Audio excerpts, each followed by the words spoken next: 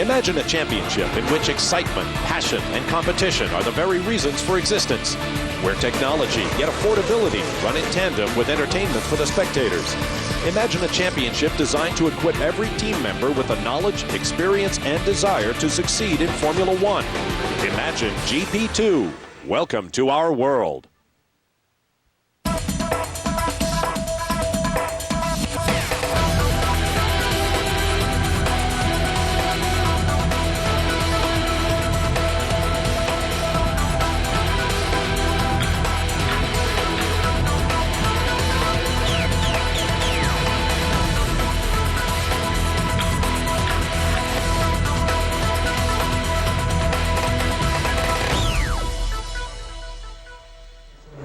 They come from across the world in every form of open-wheeled motorsport, and their dream is Formula One. Welcome to the debut of GP2 here on Speed Channel. I'm Bob Varsha with David Hobbs and Steve Matchett. Each GP2 weekend is made up of two races, a 110-mile race Saturday and a sprint race on Sunday, which you're about to see. The main race results also set the grid for today's race, so let's take a look at yesterday's highlights. Frenchman Alex Premat delighted his home fans by starting from pole here at Magny Cours, while American Scott Speed started back in 6th spot on the grid. That was an exciting start. Watch the right side of your screen. Look for the dark blue car with the yellow nose. That is championship leader Heikki Kovalainen of Finland, who goes right, jukes left, and goes from 4th to 1st at the first corner. A very, very forceful move there. Second generation racer Nico Rosberg, son of former world champion Keke Rosberg, makes a great move to get past Jose Maria Lopez for 3rd. Down into that last right-hander where we saw Barrichello slip past Trulli last year. And of course his dad in the pits was not the least bit displeased with that move. Thought it was great. Problems for Scott Speed, however. The sport requires one mandatory pit stop in this race. The iSport International team problems with the left rear. Poor old Scott Speed doesn't endear himself to the team when he goes straight into the gravel trap after that pit stop too. And this spin by Olivier Pla just going across the start finish line would bring out the safety car. Kovalainen would take advantage of that immediately and made his one required pit stop, while the two Art drivers inexplicably stayed out on the track, much to the wrath of Keke Rosberg there. Let the team manager know what he thought about it. And that team manager is Nicolas Todt, son of Ferrari team manager Jean Todt. Kovalainen, with his pit stop already done, rejoined the race in 3rd and just bided his time, knowing that both Premat and Rosberg still had to make their stops under green. The race was handed to Kovalainen, and he would gladly take it. His 4th victory of the year, giving him a 15-point lead in the championship, while American Scott Speed suffered an off day. As you saw, he finished 15th and is now 4th in the championship standings, trailing leader Kovalainen by 19 points. A huge crowd on hand at Magny Cours in anticipation of the Formula One race to follow, but GP2 offers you the Formula One stars of the future. Here's a look at the race 1 results. The top 8 scored points, and they will start at the front of the pack for today's 50-mile sprint race in inverted order, meaning 8th place finisher Clivio Piccioni will start on pole. There's your pole sitter Premat, finished back in 9th spot, so he didn't have a very good day. Scott Speed down in 15th. Matthias Lauda there in 16th, another son of a world champion also in this series. As of course we do have Nelson Piquet's son out there as well. There you see him, Nelson Piquet Jr. coming 21st. So the 3 world championship sons not doing so well yesterday. The cars are interesting mechanically, dimensionally the same as Formula One cars, using the same type of tire as Formula One, but the engines are all Renault 4-liter V8s. And they have a very distinctive sound. There is our pole sitter from the Durango team. If you're familiar with the old FIA Formula 3000 Championship, you'll recognize many of those teams here in GP2. Field now rolling off in somewhat ragged order.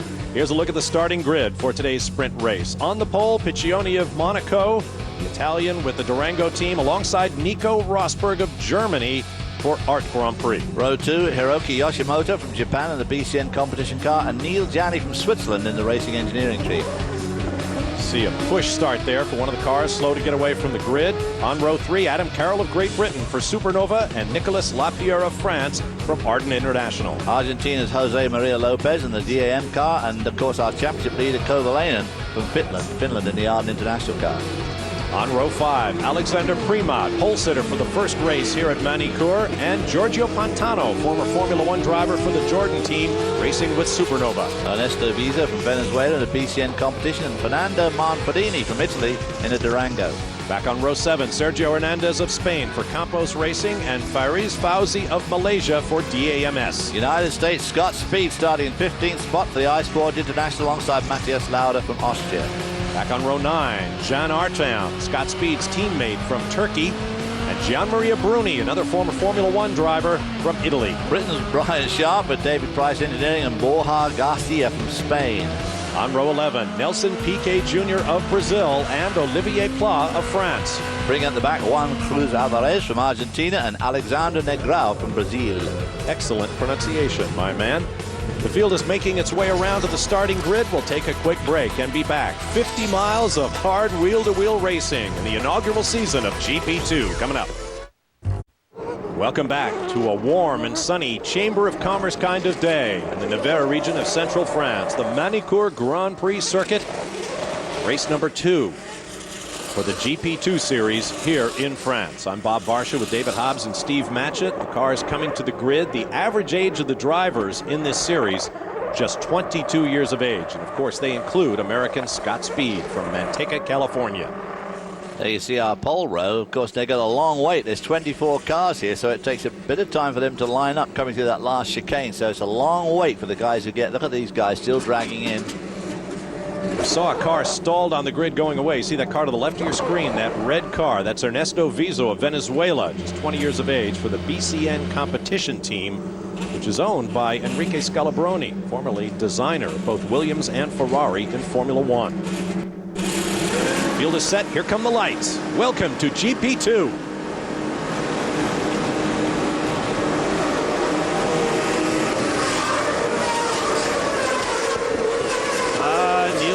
Going up the inside. Once again, we have wheels off left side and a huge crowd down there in the... Going through that grand curve there, boys, side by side. And as you can see, it's pretty narrow going into Estoril, that long right-hander. Bad start by our pole sitter. There's Primat in the white car who was on the pole yesterday. Got shuffled back in the back of it there. Started in 9th. Car's running very wide when they go around that Estoril corner. Of course, the tyres cold at this point. Piccioni there, blocking Lopez. Lopez in the light blue turquoise car there. Miami car. You'll recognize those colors from his sponsor, the Petronas Oil Company from Malaysia. Very familiar to Formula One fans with the Sauber team.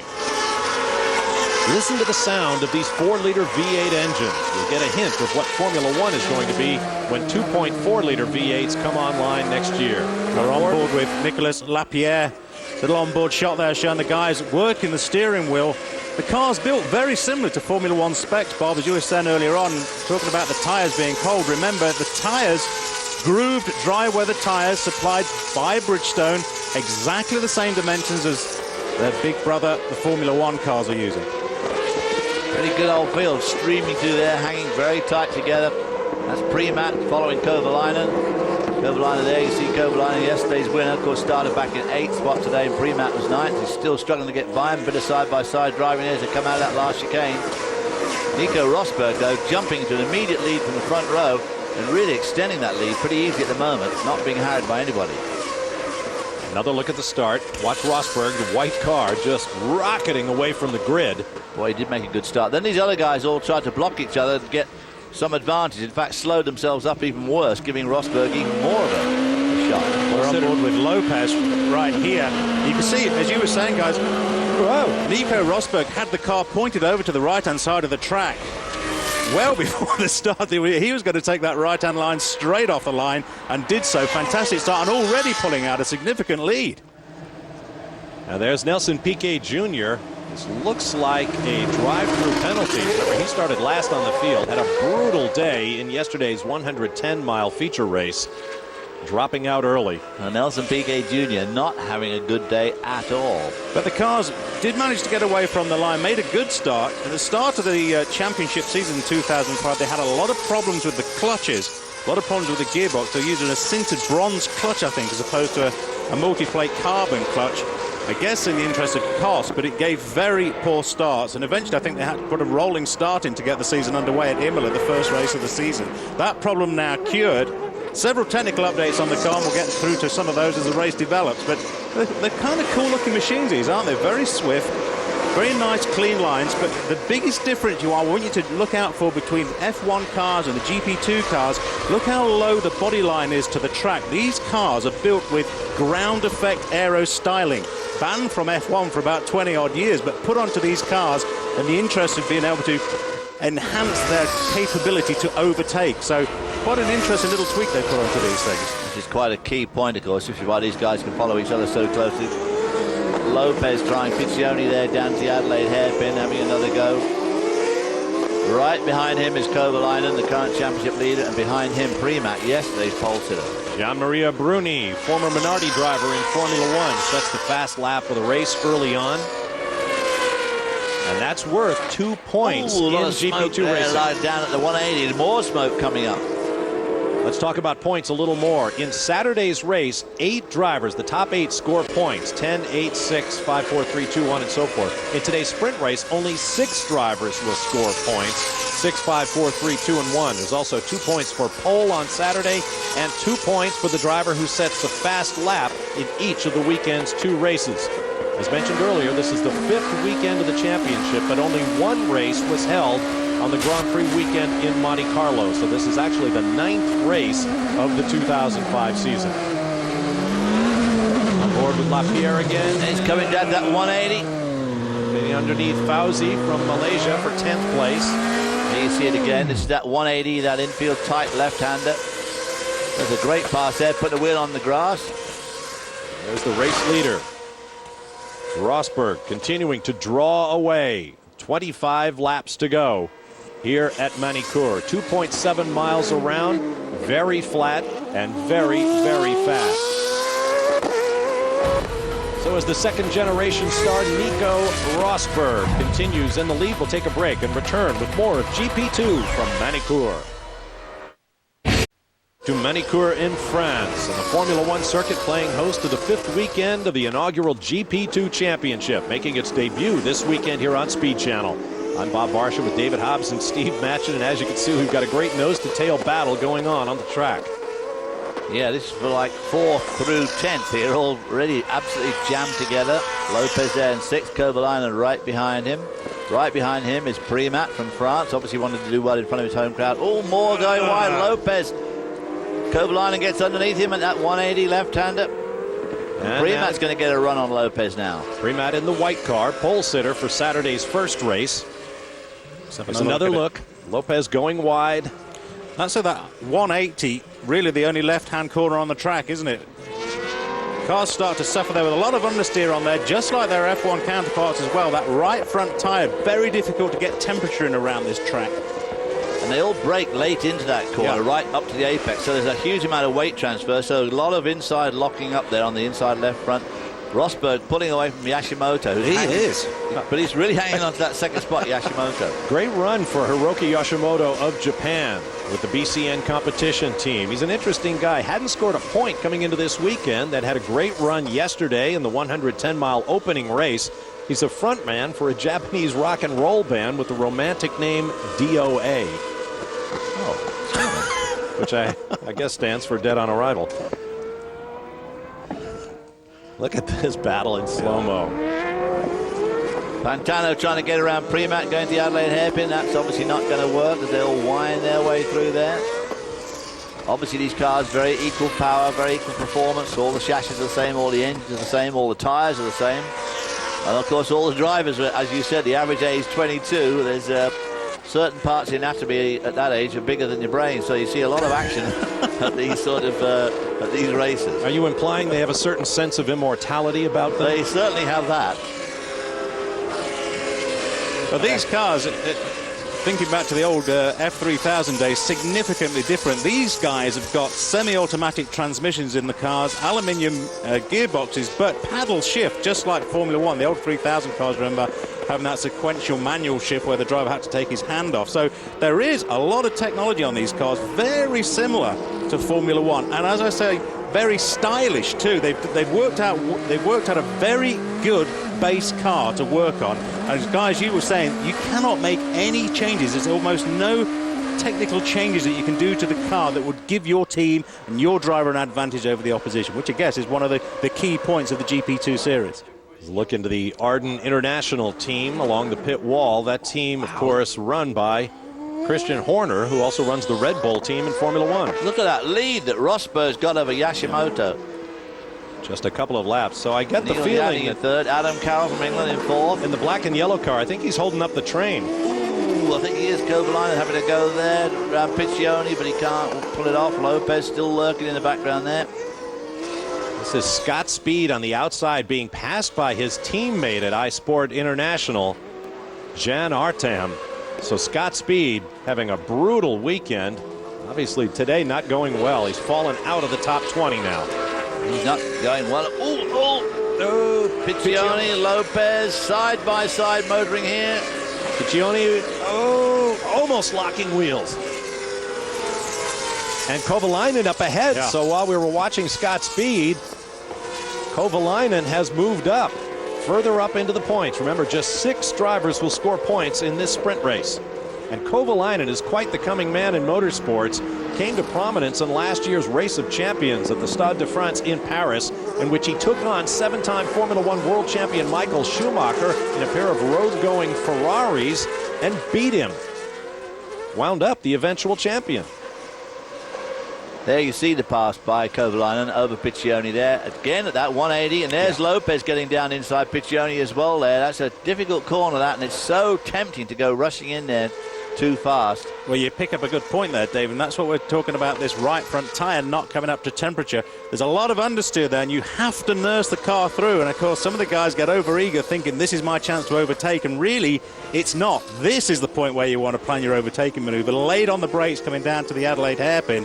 You need to nurse the car and take care of your tyres through that 180, that left-hander. There's Piccioni and Lopez and Primat locked in a very tight struggle here. Kovalainen's moved up to 5th now, started in 8th, so he is gradually moving. Oh, more tyre smoke at that 180. There it is, yeah, again, they're so keen, they're so eager. They can see the pace. The car in front drops a little bit of speed to try and take care of the tyres, and then straight in, overcooking the tyres. And remember, unlike yesterday's race where you are required, you need to pit to the regulations at least once. You do not need to do that in this sprint race, so you cannot afford to scrub the tyres and flat spot the tyres. You're stuck with these tyres for your race, but look at him here. This is Lapierre we're on board with now. That's Giorgio Pantano in front of him. Pantano actually won here at Magny Cours in the old F3000 championship back in 2003 for the Durango team. And Piccioni goes wide again. But Lopez couldn't capitalize on it. He thought he was going to be able to, but he couldn't quite pull it off. Piccioni started from pole, got away very slowly, and caused quite a traffic jam. Now he's trying to get back on his game, but he's sliding all over the place. Yeah, and of course, these cars do not have the luxury of traction control. Traction control, launch control band, all the ECUs, all the electronics are controlled by Magneti Marelli. No alterations allowable to the electronics at all. They have to be controlled by Magneti Marelli, so no traction control to help these drivers. With the Adelaide hairpin, the white car is Primat, the Frenchman, in front of his home fans. Having a look at Lopez up ahead. So Piccioni's struggling hard, but he's gradually slipping back to the field. Lopez really pushing him like... Big lock up there from Piccioni and from Pantano again. It's a tire barbecue down there in that corner. There's going to be a lot of rubber down there, a lot of flat spotting going on. Oh, my. But these kids don't care about a little bit of a flat spot and a bit of vibration coming to the steering wheel. Well, you're only going 50 miles. If you have to pit, you have a problem. Yeah. Boy, oh boy, these guys are really all over each other, aren't they? Like, Let's have another look at that. Very ill-fitting suits. Any number of tortured Bridgestones there at the infield hairpin. We'll be back.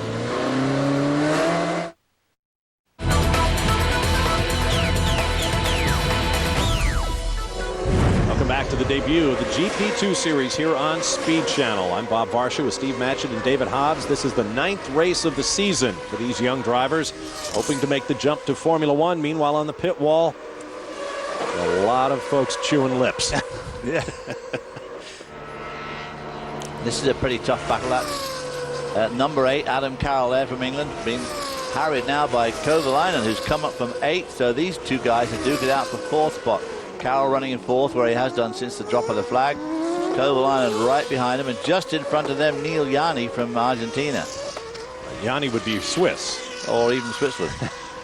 One of those. Adam Carroll is a 2-time winner already this year. He won the second race of the season opener on the San Marino Grand Prix weekend in Imola, Italy, and he also won the feature at Monaco. But he just doesn't seem to be quite on the pace today, and I have a feeling championship leader Kovalainen is going to gobble him up pretty soon. Yeah, Adam Carroll had a pretty successful career in Formula 3 in England as well. He was only beaten to the 04 title by GP2 rival Nelson Piquet Jr., who's not having a very good day today. There's Alexander Primat, a Mercedes-Benz junior driver, and of course getting a lot of attention from French television because he was a Frenchman. Is that smoke from the back of Kovalainen? There was a little puff of smoke, wasn't there, coming out the back? There's Rosberg out in front there with Yoshimoto in second. With that lead that Rosberg's got is very impressive. You have to remember, you can't put that down to pit stop strategy. They're not having a pit stop in this race, and it's not fuel loads therefore. And you can't really put it down to the fact that he's running a different compound tyre to the others. Bridgestone, the sole supplier to this series, will bring 3 compounds to each race, soft, medium and hard. But that choice of compound is Bridgestone's own. They will issue those tyres at the start of the race weekend, and all teams have to use the same construction and compound of tyre throughout the race weekend. So really, Rosberg's performance is incredible and cannot be put down to any technical advantage or difference between the cars. And he's pulling away at a pretty substantial rate. There's Yoshimoto, but look at this battle for 3rd, really. Yanni, Carroll, Kovalainen and Primat. These guys are actually catching up with Yanni too, Carroll and Kovalainen. Kovalainen, of course, doing well here, pulling up from 8th to 5th now. But he can see that 3rd spot car. But between him and that, Adam Carroll. Primat again. Obviously, Primat wants to do particularly well here in front of a home crowd. Hard to overstate the depth of the young talent in this field. Take Primat, for example, one of only 3 men to win the Marlboro Masters and Macau Formula 3 races in the same season. He did that last year. The other 2 are Takuma Sato and David Coulthard, Formula 1 drivers. Oh, Piccioni finally getting wide, one time too many, and Lopez goes by for 7th. Meanwhile, more tortured Bridgestones. From Pantano, followed by Lapierre there. Great action here in the GP2 series at Magny Cours. We'll be back with more here on Speed Channel in a moment. Stay with us. Wednesday night on Speed, old school racing is back. Pinks. I'm taking that bike. No points, no money. The winner takes the other person's bike. Lose the race, lose your ride. Pinks, Wednesday night at 8:30.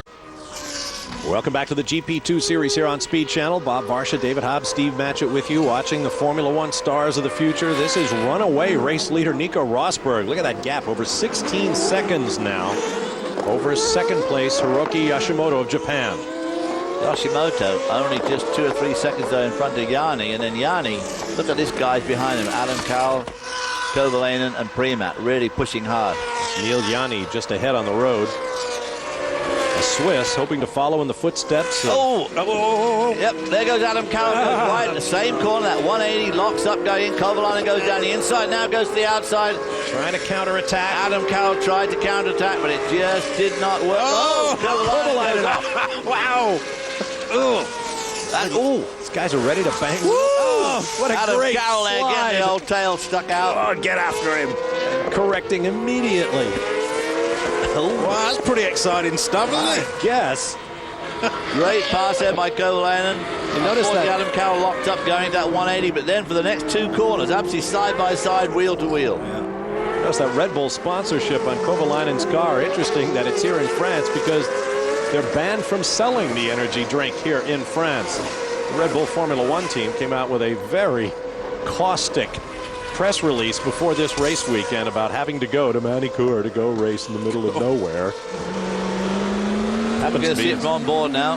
No, this is Lapierre right behind Pantano. Boy, that left front line finally gets by him. That Pantano left front tyre must be just about finished, I think, by now. This is the Kovalainen Carroll battle. Watch Carroll. Yeah, baby. Oh, front wing gave up. He was so close when you need the downforce on the car. So close and just lost the front end. Meanwhile, elsewhere in the field, more cars going off, swinging wide. That was Jean Artan, Scott Speed's teammate, losing a position.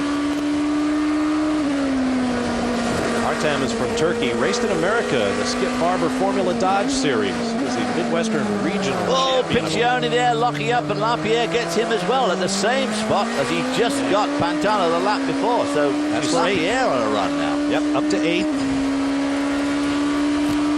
Still outside the points. Remember, just the top 6 score points in the Sunday sprint race. His former Formula One world champion, 1982, Keke Rosberg looks on. When you see those onboard shots, again, remember, these are paddle shift transmissions, and just like the F1 cars, to change up, they use the right hand, to change down, the left hand. There's the other Rosberg, Nico, who races under the flag of Germany. He was born in Wiesbaden and chooses to race under the German flag rather than his family's Finnish background.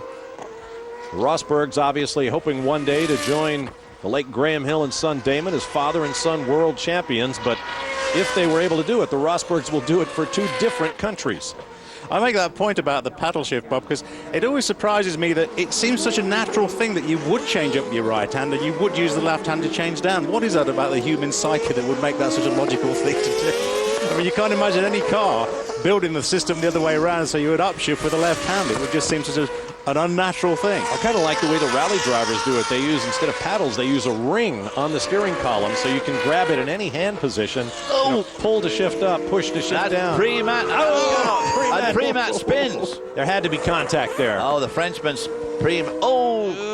That was for 5th in the points. So that would have been in the points, yeah, but he tried to go down the inside again. It's that 180-degree corner. Seems to be the target for everybody's attack.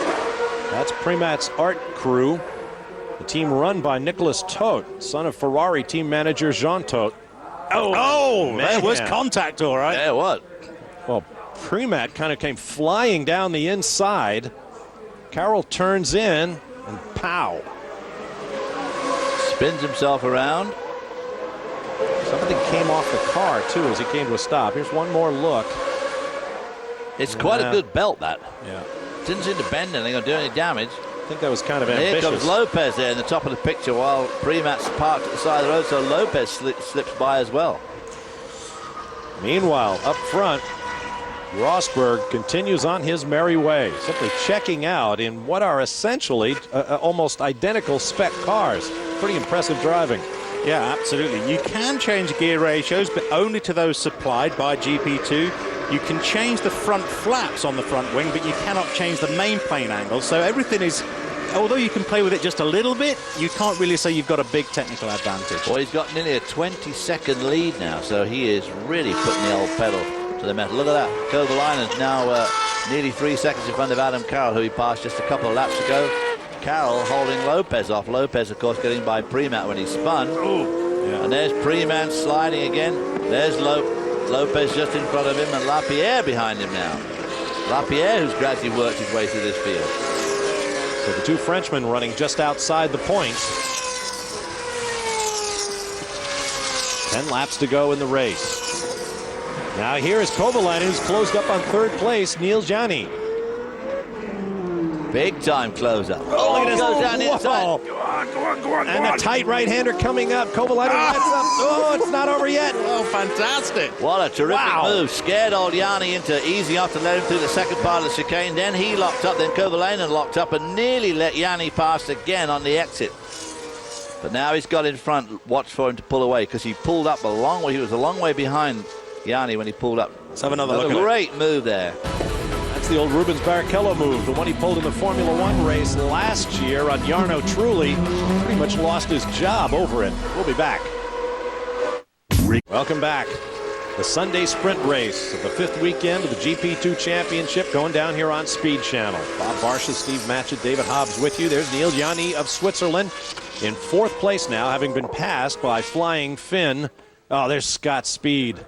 Heikki Kovalainen is now up into third in a podium position. Scott Speed has had nothing but bad luck this weekend. A balky left rear tire in yesterday's long race dropped him to the back, well, 15th, and now he is completely at the back here on Sunday. Well, I couldn't see what the problem was, but we did see the iSport International guys looking around the left rear suspension again around that car, so probably something that was happening yesterday carried over. Remember, so little you can change on these cars. They would have inspected the cars overnight, of course, but if they couldn't see anything significant, they would have left the suspension on the car from yesterday. And probably one of the bearings started to give up in today's race. This is a crucial battle here. Lopez is 6th, so that final point spot. Primat, who was on the pole in yesterday's run, started 9th today. He's moving up and down, had that spin which dropped him back again. Now he's really desperate to get past Lopez because he wants at least that 1 point. Now earlier on, let's just have a look at the classification for the race. See Rosberg still way out. I mean, he is now way out in front. Yoshimoto in second and Kovalainen in third, Yanni in fourth, Carroll fifth and Lopez sixth. But earlier on I was talking a little bit about the underbody styling of these cars and the ground effect styling. Have a look at one of the head-on shots below the front main plane of the wing, and you can see that there is air. You can see underneath the car, just like you would on a Formula One car. But then look at the side, how low the bodywork is to the ground. On an F1 car, right there, you see the bodywork very low to the track, only about 20 mil clearance. On an F1 car, of course, we're now looking at about a 50 mil step chassis. But what they do on the underside of the car is to create tunnels, effectively, which increases the downforce production underneath the car. These cars use the system which the FIA, over a period of years, has been desperately trying to take off Formula One to drop the downforce production. They put it onto these cars so to increase the chance of overtaking. Earlier on I said, look how the front wing is given up on one of the cars. As soon as you get into the wake of the other car, you get understeer on the car because the main plane on the front wing gives up. Well, that underbody styling, the ground effect styling, should help to cure that and increase the possibility for overtaking. Now, talking about overtaking, there we had Premack getting Lopez lined up as they went down to the Adelaide hairpin. Well, this is Rosberg. But not intent on overtaking anybody except a few back markers. Look at that 22-second lead now. So Rosberg really having a great run after a perfect start, getting into the lead, going through that grand curve while everybody else is jostling each other. Gave him an opportunity to pull out about a second and a half on the first lap, and he's just increased it every lap by about the same amount. But look at that. Yanni in fourth, Carroll in fifth, only 1.5 seconds behind him, and right behind Carroll is that Lopez Premack back. Got a spinner down there in Adelaide. Hernandez. Campos racing. Oh, I wonder if he got an assist there. I think somebody may have given him the shoe from behind. I think he got a bit of. Oh, he got a bit of that. Manfredini in one of the Durango cars. The blue on the airbox. Well, no problem for this man. Second generation star Nico Rosberg easily on his way. We'll be back with more in a moment. Welcome back. Laps ticking away here in the 9th round of the GP2 series for 2005, inaugural series. Inaugural year, I should say, for this series. Training the stars, not only the driving stars, but the mechanics and other team members for future Formula One action. This is the battle for fifth. This is a battle that really is important. Carroll there in the dark car is lying 5th, Lopez 6th, Premack 7th. So Premack is the first man out of the points. He desperately wants a point, and obviously Lopez wants to get past Carroll to get more points. So this is a very crucial battle for that last point. Lopez going down the inside. Well, haven't you learned by now at that 180 you can't do that?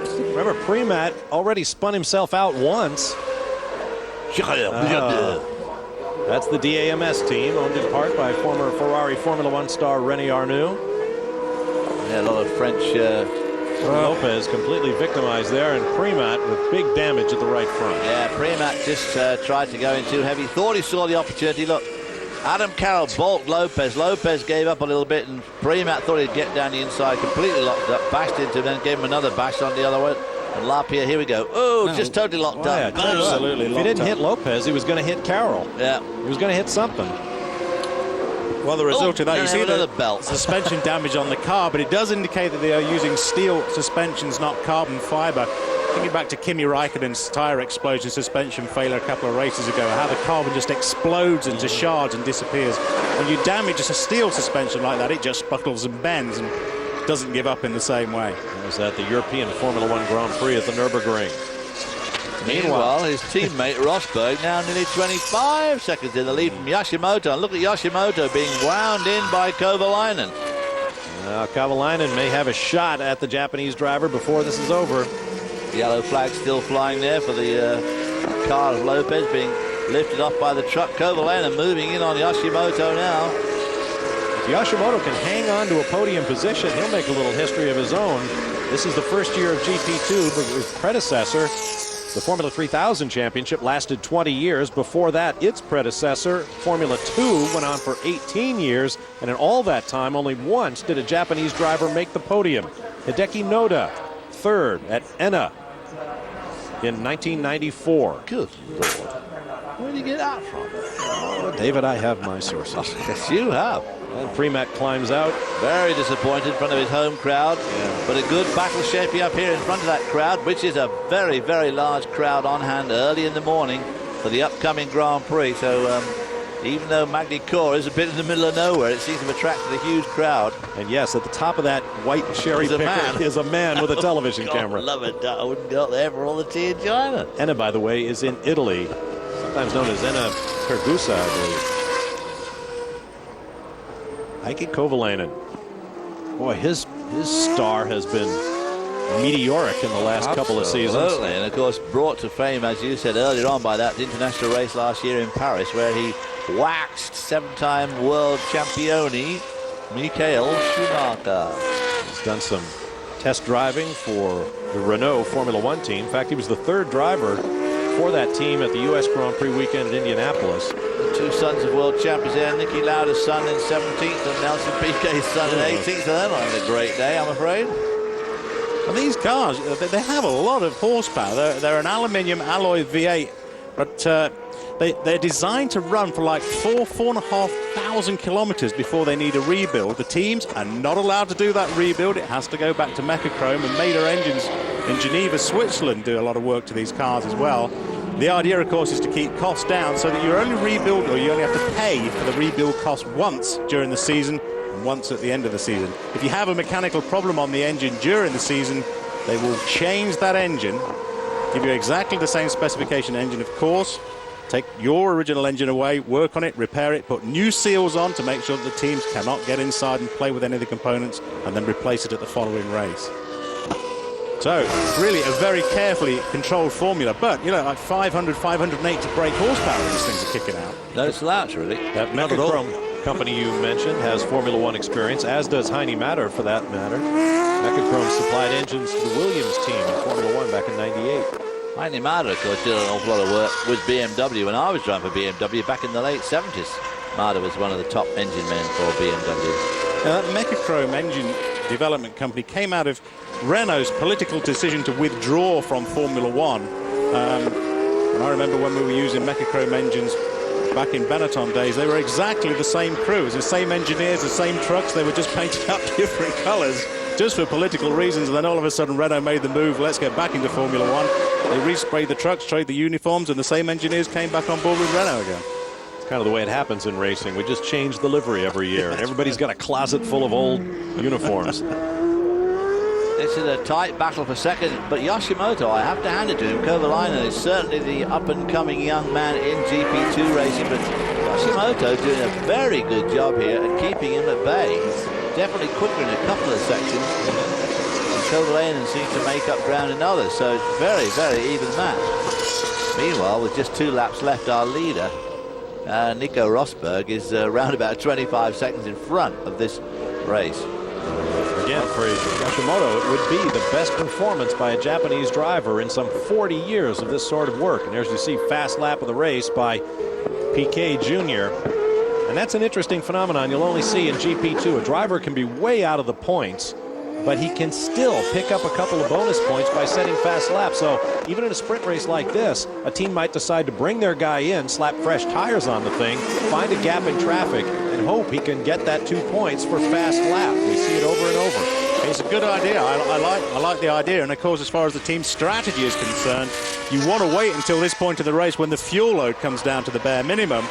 Last few laps to go, you come in, put some fresh tyres on the car and go. And a couple of, as you rightly say, Bob, a couple of valuable good points. battle here. That's Adam Carroll getting passed again by Lapierre. Lapierre started 6th, slipped way back, but has gradually picked his way towards the front again. So Lapierre gets around Adam Carroll here, and it's to the same spot. Yeah. That 180, you get a little bit wide. Of course, as you go wide, there is some rubber and rolled up dust out there. So that's the 5th spot. So that again is very important for Lapierre getting points. This is the first day of the weekend. We've seen completely clear skies, a lot of radiant heat on the racetrack. I'm wondering which of those Bridgestone tire compounds you mentioned. You see Jean Todt on the left from Ferrari, Keke Rosberg trying to contain his nervousness. Rosberg was all over the team when they failed to pit their cars when that safety car came out in yesterday's opening long race. Well, rightly so. It was a major screw-up as far as the team is concerned. Yeah, safety car comes out, it doesn't matter whether it's Formula 1 or GP2, you have to pit. I wonder if they're on the softest Bridgestone compound in this weather. There's Piquet Jr. with another fast lap, trying to lock up those 2 points. Be sure he's not the only man on the track doing that, too. Compare that fast lap for 127 with the pole for the Formula 1, which is going to be about 114.5, so it's a lot slower. As we mentioned, Nico Rosberg, his family is Finnish, but he races under the German flag because that's where he was born. Germans have a great history here as he takes the victory. Germans won 9 of the last 11 Formula 1 races at this track. Nico Rosberg makes a German winner of the second GP2 race at Magny Cours with a dominant performance here today. Now here's Kovalainen and Yashimoto for second. Kovalainen's not managed to pull him in a bit, but he's obviously not going to be able to take that spot. Good job for Yoshimoto and good job for Kovalainen. What a brilliant drive for Rosberg, I have to say. That's just very, very impressive. Calm and controlled driving. Very difficult for some drivers to understand when they're leading the race to keep concentrated. Whoa, this is on the last lap. That's Monfordini in the Durango going off and clouding the tire wall. Oh, man, you could see that coming, couldn't you? Just didn't seem to scrub any speed off at all. Going for that fast lap. And he just overstepped the bounds of traction and paid for it. We'll be back in a moment. Welcome back. There is Nico Rosberg after a dominant performance, claiming his trophy in the second GP2 race of the Magny Cours Grand Prix weekend. Hiroki Yashimoto on the left, actually pretty tall for an open-wheel driver. Tall for an open-wheel driver and tall for a Japanese open-wheel driver. And Heikki Kovalainen will fatten his lead in the GP2 championship with a victory yesterday and a third-place finish here today. Yeah, very good racing that. Good job, gentlemen. Especially Kovalainen had he started in 8th and he just gradually picked his way through the field. It was a tough day for him. Yeah. But he never made a mistake. Impressive trajectory with that champagne, I might add. Of course, the champagne is always exquisite here in the Loire Valley, central France, one of the great winemaking regions of the world. Remarkable facial resemblance to his old man, isn't it? Yeah, absolutely, yes. There's the official scuttle out there in his best Sunday suit on, about to get drenched in champagne. Doesn't need that. Well done, Nico Rosberg. With that, let's take a look at the final results of today's GP2 feature. David? Well, Nico Rosberg, obviously the winner. Yoshimoto, a good second there. Kovalainen, a great third. Neil Yanni hanging in there for 4th. Lapierre coming up. Started 6th, went back to back 10th, came back to 5th. Adam Carroll had a bad day, down to 6th there. Giorgio, with the final point though, Giorgio Pantano though in 7th. We saw him lock up more than anybody in the whole race. There you see the rest of the field. Matthias Lauda there in 15th. Not having a good run at all. And then of course back further is Nelson Piquet Jr., but who did get the fast lap of the race, so therefore picked up a couple of points. Scott Speed came home 20th. And it must be said, helped by the attrition, including Alexander Premat, who hit about everything you can. In the Drivers' Championship, Heikki Kovalainen now with 52. leading second place man Adam Carroll, and we now have a tie between Gianmaria Bruni of Italy and Nico Rosberg for third. Primat, of course, scoring no points today. In fact, scoring a lot of bum points there, down in ninth spot with 14.